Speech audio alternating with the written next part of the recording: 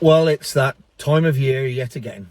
The first week of February is just out the way, which means that the sales figures for cars in January 2026 is available. So, parental advisory. If you are a milk floater, an evangelist, one of my critics, or someone who believes that milk floats are the future, little word of advice for you. I'm going to be spending a lot of time just over here in this corner. Now, if you're not a regular viewer, by the way, please, if you're not a regular viewer, like, share, subscribe, click the little bell thing. That's most important, so you get notifications when new videos come out. If you're not a regular viewer, you may not be aware. This over here, this is Smug Corner. This is where I go when I'm right. So really, I should just go over here for pretty much the next 12 minutes. But I'll stay here for a bit. It's only fair. Right, you've been warned. Now you can have it. Because, due to the wonders of technology and my ability to be able to press one button and another button, the sales figures for January shall appear here. There you go. You are now seeing them as I see them in front of me. What a wonderful world we live in. So, as you can see from these figures, it shows that petrol sales are slightly down by 1.8%, 9%. I haven't got my glasses on. Diesel sales are obviously down because nobody's making or selling diesel cars anymore. So the diesels are always going to go down. Petrols are pretty much holding their own. HEVs, which are non-plug-in hybrids, like your Prius and your CRV, yeah, the bloody Toyota CH Plus RV. Oh God, I can't remember what it is now. It'll come to me in a minute. I was in one on Saturday. I should know. They're up 4.8% because people love a petrol engine. So far, out of all the sales that we've covered, most of them are largely powered by the internal combustion engine. And then you go over to the other side, which should be about there. About there, look, it says BEV. Now, these are terminologies, of course, that I never use because a BEV is a milk float. It's an electric vehicle. And the people that use BEV and ICE vehicles, that's not my language. I'm never going to use it. I don't like it. And I especially don't like the term ICE vehicles. You know, I'd rather they called it their patronising dinosaur juice mobile or whatever. That's better than ICE as far as I'm concerned. I will never use that term, even though I've said it 5 times in the last 10 seconds. And what's this we see here? Right there. What's this we see? The electric vehicles have only risen by 0.1% for the whole of January. But I thought they were flying out to showrooms. Well, it would appear that sales have indeed stagnated. What? People are not choosing electric vehicles? What, after the bloke from Stagnant said that people weren't choosing electric vehicles? And all the motoring organisations have said that people aren't choosing electric vehicles? And now the official figures show that, I mean, even with pre-registrations, which are going on, there's still no growth. They have reached their peak. The number of owners who are owning milk floats has reached its peak. And it's not increasing. And in a minute, we'll come on to the market share. But underneath that BEV one, you'll see PHEV, which is plug-in hybrids, which are, of course, predominantly electric vehicles with a sewing machine engine bolted on the side to tick some boxes. It's like when you watch Sky Sports and there's a woman, a pundit, alongside Roy Keane and Mika Richards. She's there to tick some boxes. This is a box ticking exercise with a plug-in hybrid. Literally, the plug-in hybrid is the equality and diversity car of 2026, or in fact, the last decade. That is exact. Do you know why? Because you get the same tax privileges with a plug-in hybrid as you do with an electric car, except you have none of the inconvenience, because you don't need to plug it in at all, because it's got a perfectly good petrol engine that'll get you everywhere you want to go without any of the hassle, but all of the benefits tax-wise. And that's why, so look at the figures. That's why sales in January went up by 47%. 12,000 sold last January, 18,000 sold this January. The polished turd is on the rise. And I know what you're going to say. Oh, yeah, but people like the convenience of being able to drive using only their electric motor. There are, I guarantee you, you go out and survey 10,000 plug-in hybrid owners and ask them how many of them plug in every night like you would with an electric car, so that they've got their 40 miles of range or whatever it is from the sewing machine engine bolted onto the side of the V8. It'll be less than 5%, guaranteed. Most people don't ever plug them in.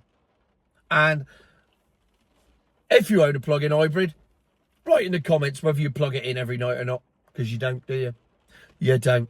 What you did it for, the reason that you did it, is so that you could get your £6,000 saving on company car tax. That's why you did it. And you got it on a salary sacrifice scheme, so you saved a bit on your income tax too. And literally, it's only the government subsidies that are making you have that instead of just buying a petrol car. The reason for buying a plug-in hybrid is not A, to save the planet. More on that in a minute. It's not B, because electric vehicles are better. It's C. You've got all of the convenience of a petrol engine, and you've got all the tax savings of a battery car. That's it. And that's why the penny has dropped, and they've gone up by 47% this month. That's simple. However, I know you think you're saving the planet if you get one of these, and I know the government think you're saving the planet, but I've said this many, many times, and I will continue to say it. In 3 years' time, when you need an MOT on your plug-in hybrid, you will not require an emissions test. Ever. Why? Because they haven't worked out how to do it. So they just don't bother. If you've got a hybrid, there's no emissions test in the MOT. So you could be cuffing out as much crap as the 30-year-old car that's driving around. Doesn't matter. You're all right. Fuck the polar bears. You crack on, because you've ticked the box. And it's more important to tick the box than it is to use common sense. It's why, and I won't mention her name, the woman who used to commentate on the telly and had a little bit of an altercation with Joey Barton doesn't commentate on the telly anymore, because she was simply there to tick a box, and now that box is ticked by somebody else who is actually far more practical in their usage and can add up. So there you have it. Except, I mean, the floaters have took a kick in there, and it's not looking good for them, is it? Well, luckily for them, there's another graphic. Oh, that way. There we go. Because the January to date registrations of electric cars by powertrain. So this graph, or graphic, or whatever you want to call it, shows the sales figures just for milk floats, hybrids, and polished turds. So here you go. Bing! There it is. Now, as you can see, at the top we have BEV. Yes, that's right, BEV. They're taking over the world, and they are flying out to showrooms, and you are spreading lies and misinformation by saying otherwise. Well, I believe it was George Washington that said there are lies, damn lies, and then there are statistics. It was an American president of some kind. In that case, I am spreading lies, because I am simply sharing the statistics of the Society of Motor Manufacturers and Traders. Because as you can see quite clearly on my shoulder here, there it is. I'd like you to draw your attention to the market share point, where it says in 2025, the market share of milk floats was 21.27%. A year later, after a whole year of the biggest amount of money, 1.4 billion, Raquel said she was going to put in to electric milk floats, and there was the government grant scheme where you could get 3,750 quid off or 1,900 and something off if it was on the other list, because there's only still 4 or 5 cars on that list for 3,750. Nevertheless, there are cars on the list. There was that. There's the tax incentive. There's the road tax incentive. There's the salary sacrifice scheme. There's Motability. There's all of it. And they've thrown the kitchen sink at it. And what have they achieved in 12 months? The market share's gone down. It's now 20.57. Bearing in mind, under the zero emissions vehicle mandate, it's meant to be growing by 5% a year. And so far, it's gone down. Oh, this is not a good day to be a milk floater, is it? No, not all milk floaters are evangelists. There is a difference. There's milk floaters out there again. Yeah, I'm not surprised. I won't keep mine. I'll get rid of it.